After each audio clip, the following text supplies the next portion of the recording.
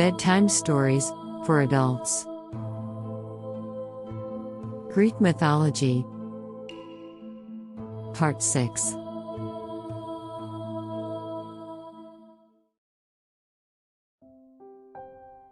Tales 15.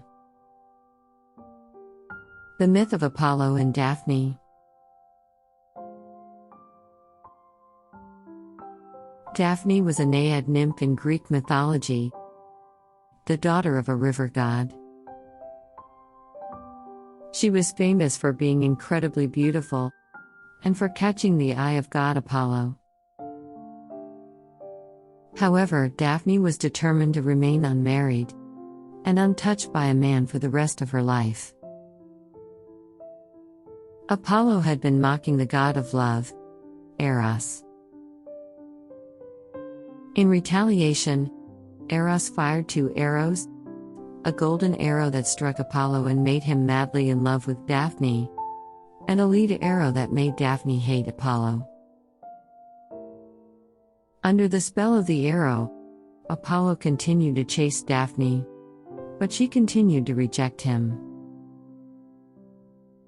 Apollo told Daphne that he would love her forever. Daphne turned to the river god, Peneus, and pleaded to him to free her from Apollo. In response, Peneus used metamorphosis to turn Daphne into a laurel tree. Apollo used his powers of eternal youth and immortality to make Daphne's laurel leaves evergreen. It is believed that Daphne had to sacrifice her body and turn into a tree, as this was the only way she could avoid Apollo's sexual advances. After Daphne had been transformed into a laurel, Apollo made the plant sacred, and vowed to always wear it as clothing. Thus, in a way, Daphne stayed with Apollo forever. Tale 16. The one-sided love story of Pan and Syrinx. Pan was the god of fertility, and the patron of shepherds and huntsmen. He presided over all rural occupations. He was chief of the satyrs, and head of all rural divinities. According to the common belief, he was the son of Hermes and a wood nymph, and came into the world with horns sprouting from his forehead, a goat's beard, and a crooked nose, pointed ears, and the tail and feet of a goat. He had such a repulsive appearance that, at the sight of him, his mother fled in dismay.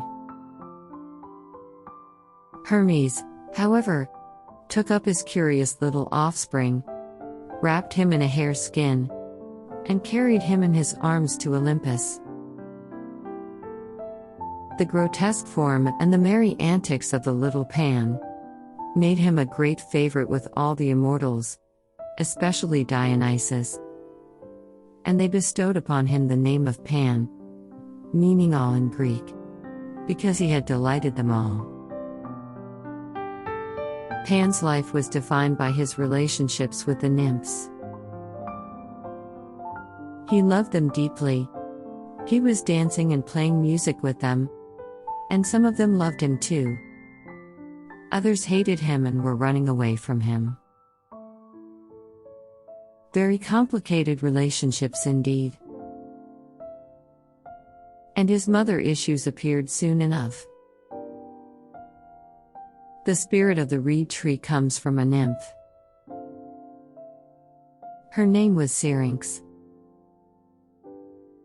Pan was the one to cause her doom. He was in love with her, and wanted her at any cost. He was chasing after her, trying to make her his. So, in order to escape him, she transformed herself into a reed tree. She hid by the river among the other reeds, but Pan would not stop there. He went down to the river, and started ripping off every reed until he finally found her. He ripped her off the ground and started blowing into the pipes to get her spirit out. While he was blowing, he realized that beautiful sounds were coming out of the reed pipes. He decided to bind them together into a big flute and started making music out of them. Oh, and what beautiful music he made! From then on, he would never leave his flute, and he would always play for the other nymphs to dance. Tales 17. Goddess Athena and Arachne. In ancient times, there was a beautiful lady called Arachne, meaning spider in Greek. She knew the art of loom very well, and she weaved beautifully.